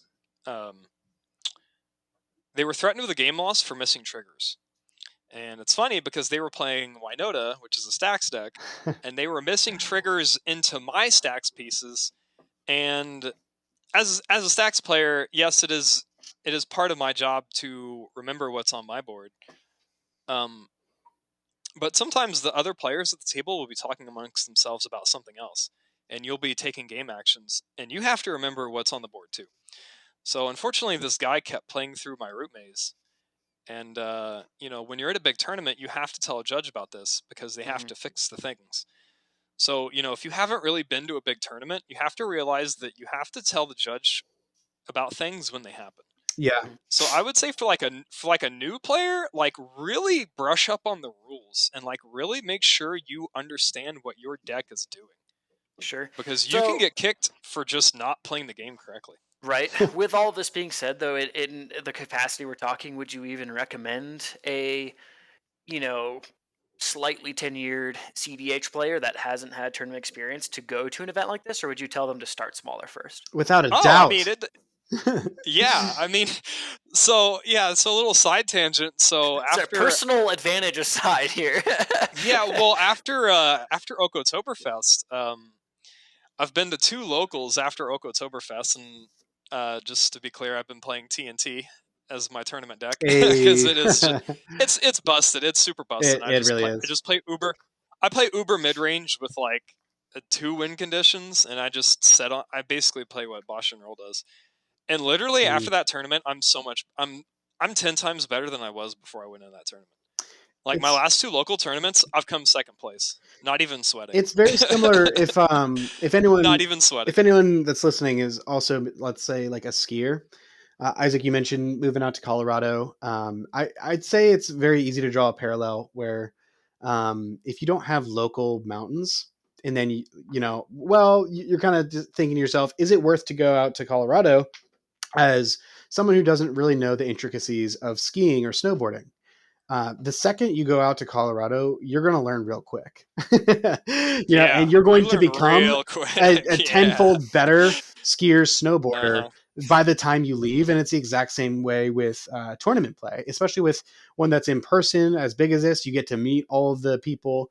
Play to Win was there. I'm not sure if Playing with Power was there. There may have been 1 or 2 people, but a lot of people from like the Miscast was there. People from the Sadnas were there. Charles, the mono white guy. We were able to meet Into the North, comedian. Literally every major name, Rebel Sun, every major name in the cEDH community where we know they have, they've been the grinders, been basically pillars of the community since it's really gotten its fresh start here recently. it was just awesome, even just to meet them, let alone, Yeah, you don't go for your for sure. results. And to kind of piggyback also with like what Andrew was saying on like Magic and being played more in like the gathering capacity, I absolutely agree where I make a very, very strong effort every single game in a pod where I sit down. Part of this might be just my background in sales is I want people to like me before I'm going to make any sort of pitch, whether that be political or game win attempt, Yep. whatever. Yep. But I Yep. also Hmm. share, like, I have a personal philosophy where if, let's say, so cEDH, especially at the highest level of play, which Okotoberfest again was absolutely that, you're only likely to have a 25% win percentage if you play perfectly and all scales are balanced perfectly, which not the case. I won one game, right? Uh, With a busted deck, yeah. which you have a lot of experience on. So Well, no, Varric bad player confirmed. But either way, if you're going to play competitively as a, you're a competitive person playing this hyper social game, my objective is not actually to win the game. My objective is to have the most amount of fun during the 75 minutes in each round. And to do that, we've got to start off with being nice to one another. And I think yeah, everyone, it's whether really they great. whether they realize that or not, kind of shared the same reaction at Okotoberfest. A lot of people were fairly local, in Pennsylvania, but there's also a ton of people coming from out of country, out of state, such as ourselves. Hmm. And it was really more of like a full vacation almost, and not just a Magic Oh yeah, tournament where a bunch of yeah. spikes show up and try to measure their skill levels against one another. Uh-huh. But because of that, Were you every about to single game say was measure incredible. their spikes? I was trying to find the words, and I think you found it for me, so I appreciate it. But no, like at the end of the day, like I think that's what made each game such a high caliber game, because people were very communicative. Like Yeah. to kind of throw back to that game 3 where I played with Bosch and Roll after that Otawara Foss's Oracle console attempt was stuffed. There was a later point in the game where I was actually able to resolve a calling ritual to get rid of a lot of the stacks pieces. But the other blue farm players had accrued both Hot. enough value where they had full grips of 7. And basically, the entire table was able to stop another Thassa's Oracle win attempt from the other blue farm player. Yep. And then Hmm. another turn cycle goes by, and when we go into turns, and they somehow communicate how to beat my Academy Rector line before I even put Academy Rector on the Hmm. stack, which was just incredible. I loved seeing it. Like Yeah, in a weird way. absolutely. Right. That was every game. That was literally every game. Yep. And it all starts because people have a common goal of, we're just going to be, cool people. We're going to have this awesome game. We know what we're doing, Hmm. and we're going to try to figure it out with our own agendas, obviously to win. But otherwise, I see my opponents as a resource. Yep. Right. That the communication that you guys have talked about of this tournament and the acceptance of that, I think, is a really thing. It's a big thing that draws me into wanting to do a big scale tournament. Yeah. Like that would be the tipping point that makes me want to travel to Washington for Marchesa or something like that. It's more like poker. Like, let's Right. Yeah. be real. Yeah. Yeah. Because that Yeah. cEDH is for more like me, poker. Kevin's talking about the level of fun that can be had during the game, not just winning. Like for me, Oh uh, yeah, I every game was love the amazing. I only Oh won communication yeah. one game. side, and I love the politicking side of cEDH. Like I've sat down at tournament tables and politics and had people be like, "Nah, dude, like I don't Yeah, like that. I don't like that you're doing that." Or more yeah, than one at the same time. They're like, "Nah, dude, that's whack." And I yeah, got player C over here who's just like, "I love this." yeah. Like I'm gonna Right. sit here quietly and win. you know. Yeah. And I've Hmm. been spite played for my ability Yep. to actually have emotional Hmm. intelligence and actually communicate effectively because I don't. Maybe this is No, different at the highest level, but there's a lot of players out there that I believe it is. let their emotion get behind that. There's a lot of Yeah. people that Hmm. get spiteful, that get jaded, Hmm. and aren't willing to see that there's a lot of facets of the game. That they want to see it as black and white when in really there's a Hmm. lot of dimensions to it. Hmm. Oh yeah, and I mean, if So you're still yeah. listening this far into the podcast, I mean that's awesome. But at the end of the day, Andrew and I are speaking so highly of this event, and we both scrubbed out. And like, but we also had the Yeah, I best mean, time yeah. ever in the process, you know? Yeah, it was So, great. Yeah, I mean, yeah. We have to we have to shove this point in somewhere. I guess is the best point because we have to talk about this point. And yeah, this is super late in the podcast, but we need to talk about the cEDH personalities. Maybe we can move this to the front or something. But we need to talk Right. about the Front load it. cEDH. Yeah, we need to talk about the people who play cEDH mhm. and the people who we know. Like let's just start naming them, right? Like Median. Rebel, Yeah, those are Rebel, players that probably get played against because of the name. yeah, A lot. Rebel, Comedian, Yeah. Callahan, Charles, Pongo. Pongo was there. I didn't know that Pongo was there. I Oh, I didn't didn't realize. get to play with them. I I just don't recognize Pongo. I think. Mm. That's probably how Reed. Pongo wants it.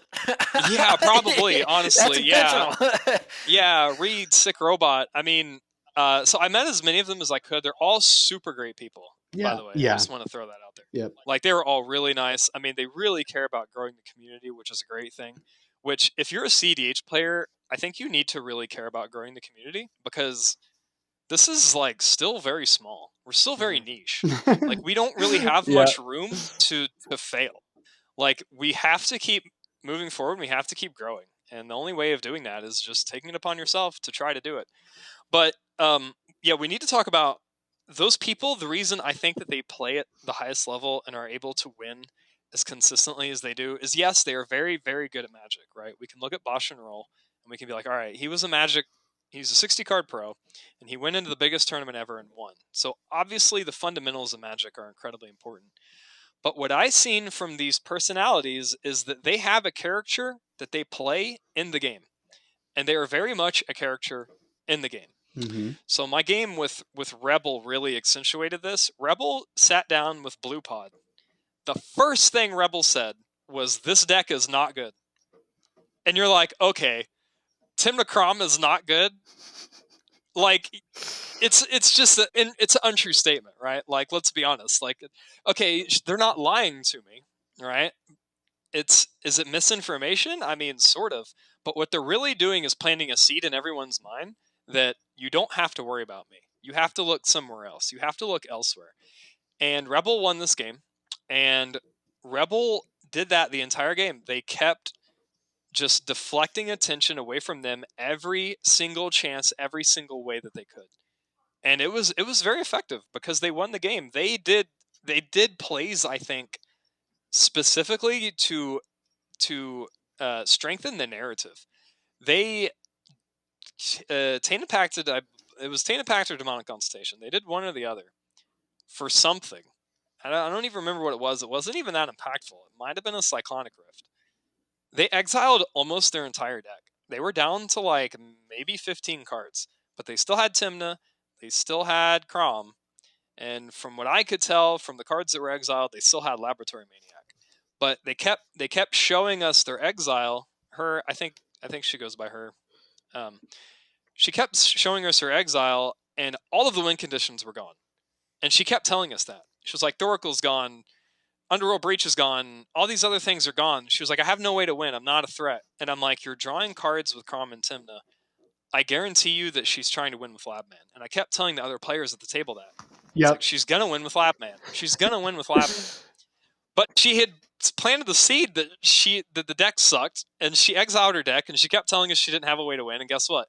She played Labman, and her deck was so thin that she won with Timna and Crom. And I was like, "See, I knew it." And after the game, she took time out to talk to me about how well I was doing by seeing through her ruse.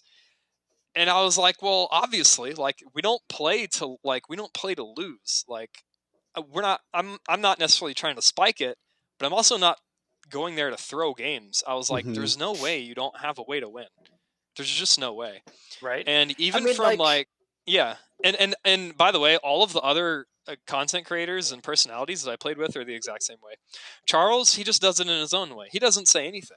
Yeah. Until there's something on the board that he really wants gone. Each one of them seems to very much so make it their own. And that was actually something I remember at the tournament specifically that you had mentioned to me, like when we were going and getting lunch or whatever.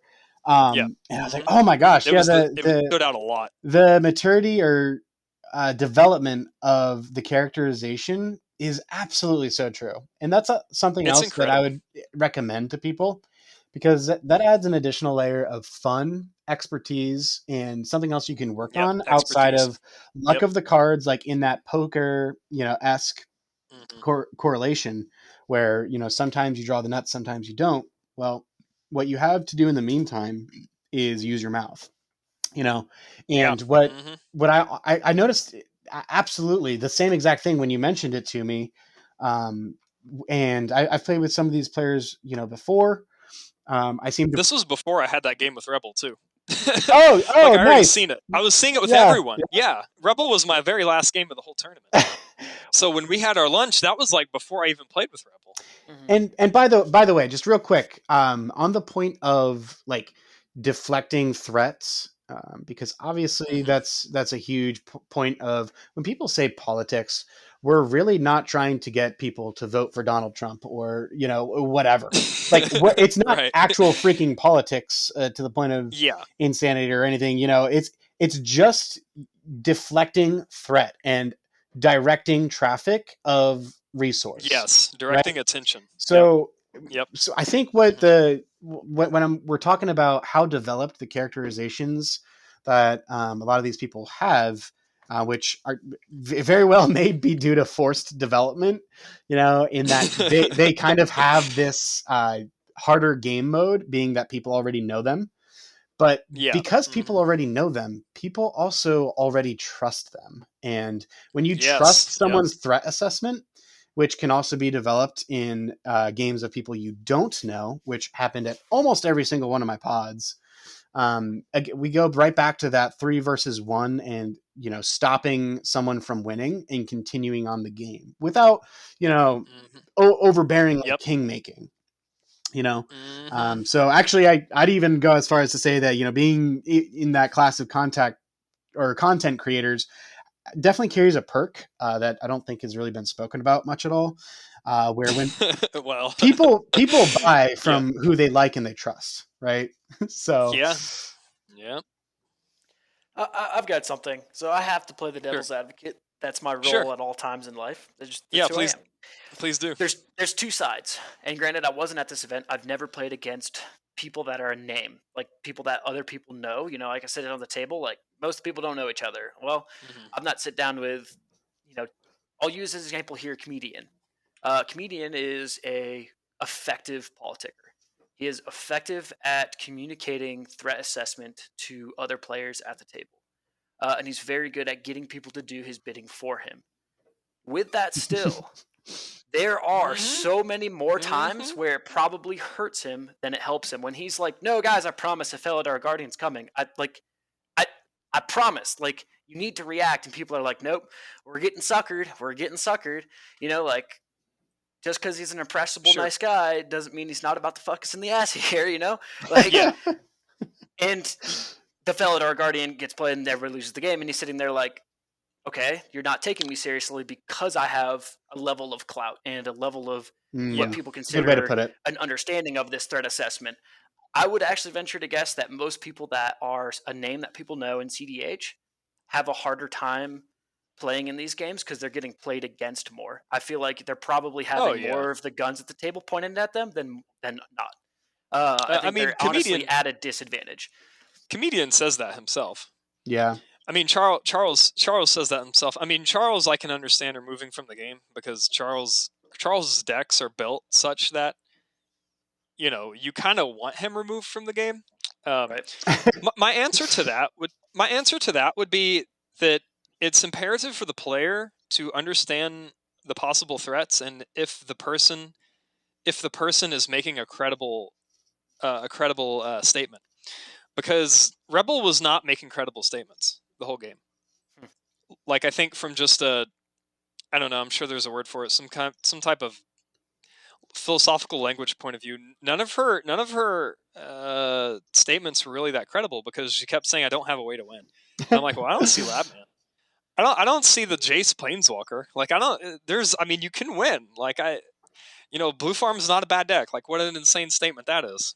Um, but if comedians saying, "Hey, there's a Feldar Guardian coming," um, you kind of just have to take it upon yourself to think about, well, could there be, right? Mm-hmm. And if there can be, then it's worth considering. You don't want to take anyone's word for anything based on who they are, but you also don't want to do the extreme opposite of just don't trust anything they say because of who they are either. So would you Absolutely. say that Rebel Yeah. Sun's clout then like put people in a position to where they felt like they could believe her because they thought that this was a perfectly credible person? Like, do you think I, that's what allowed them to skate by? I honestly don't know, because the Winota player was getting bullied, as they should be. To know this was a double blue farm pod, and they both had Crom out, and both of their Croms were attacking Winota, which was a pretty funny thing to see. Crombat. Yeah, Crombat, double Crombat against the Winota was pretty brutal. The other blue farm player seemed like a pretty competent player, but I will say that they did seem to trust Rebel more than they trusted me, because Right. Rebel played a dockside directly into my collector roof, and which netted her 5 treasures, which she couldn't use. And then the other blue farm player, Vampiric tutored for a dam to blow up the board. And I kept telling them, please don't blow up the board, because this is going to let Rebel win the game. Rebel kept saying, I'm not going to win the game because Collector Roof is gone. And I kept saying, Rebel's going to win the game with Collector Roof. So there's And guess what happened? Yeah. 7 turns later, Rebel won the game because she cast Crom, and Crom never left the battlefield. So there's a very interesting chess theory, even at the very highest level of play. I heard it on like a Magnus Carlsen. If anyone's follows chess, he's like the prodigy of our time. A stream of his where one of his coaches was telling him, if you make 10 threats, someone will blunder. Your opponent will blunder under 10 plus threats, or at least by that time. So I think cEDH kind of follows a lot of that with it, where if there's a bunch of different threats, people are going to feel as if they have to, their window of opportunity is closing in, and they have to take some type of impactful game action, which is then going to open up the window for whatever deck is well poised to seize that opportunity. And while we're on the point of, content creators, politicking, stuff like that, what I thought was especially hilarious was my game. I think it was it was game 7 that I got to play with Charles. One of my favorite people in the community, absolutely brilliant mind, and we're blessed really to get to learn from him in many ways. But every time I tried to do this exact methodology of my own characterization that I've been actively working on developing, and pointing threats left or right, here or there, as one of the players at the table, even if you're not involved in the conversation, I think if you have the knowledge of what an archetype is trying to do, call it out. just like exactly what you're doing with the Rebel game. It felt impossible to deflect threat in my favor against Charles, which was like one of the funniest parts, because that's a totally separate side. We should really probably save that all this stuff for a future episode. I know we're kind of going long, but even still, yeah, it might actually be a good episode just to talk about that, because my last point truly is Charles's way of playing is completely different than Rebel's, but it's effective. It's similarly effective for different reasons. Yeah. These different ways of politicking can be effective for different reasons, but they can be 100%. similarly effective, because Charles won't let you deflect any type of threat away from yourself. Yeah. Because he knows, Right. And Charles probably plays with Rebel all the time and probably sees Rebel's, shenanigans, and he's like, "No, we're not believing you." Right. So, yeah, that's excitement to you, the wonderful listener. talking points. Yeah. There's been a lot of cool things we've talked about. I feel like I gained a lot of insight into the event that you guys partook in. Honestly, I feel like I'm certainly looking forward to away doing from more. this conversation jealous. Yeah, you should be. Yes. But yeah, we should. I'm really looking forward to doing more, because the tournament scene here in Columbus is really taken off, and the Warp Gate is going to bring Well, Warpgate wants to do one every month, and they're going to have, it's going to be a hybrid like each tournament is going to be its own tournament, and they're going to have overarching league throughout the tournament. Yeah. And so Oh wow. So you it's can going be to like pop. a points winner for the actual series and things like that. Mhm. That'd be sweet. It's going to Damn. pop off here, so I think we should keep theory crafting, and because Yeah. cEDH is brand new. I mean, who knows where this is going to go? Seriously. Sick. If you're in the area, all these definitely things- keep January 7th. If you're in the area and are not already part of the page, Andrew and I have been talking about the Ohio cEDH community. Definitely give that a look. Link below. Yes, absolutely. Link below. Yeah. Alrighty, so we're at the hour and 45-minute mark, which is an Yeah, arbitrarily seems large good. amount of time. We appreciate Yeah, everybody that seems has good. listened and continues to listen to the super long episodes that we do. It's just kind of our flavor, and I'm sure some people hate it, and I'm sure there's plenty of people that are still here listening. We appreciate that. If this is info and insight and just general topic conversation that you actually enjoy listening to, like share it with your friends. You know, I'm sure you have a meta of people that you play with for a specific reason. And if you're somebody that actually like this, well, chances are they like it too. So let them know about it. I've said this the past couple podcasts, and guilty as charged. Have been bad about actually doing this, but we're going to try and do this more often, which I think is going to be more enjoyable for all of us. Yes. I think we have a Get reason the- to now. So Yeah, get the spark. Let's get the spark going again for everybody. for sure. Cool. Well, we're signing Right. out. You guys have anything else in closing? No, I think we're good. No, definitely right. appreciate everyone Gentlemen? being part of it. And Yeah, for Merry sure. Christmas, Happy New Year, Happy Holiday. Happy Yeah. Hanukkah as well. Yes. All right. Peace out, gentlemen. See you guys.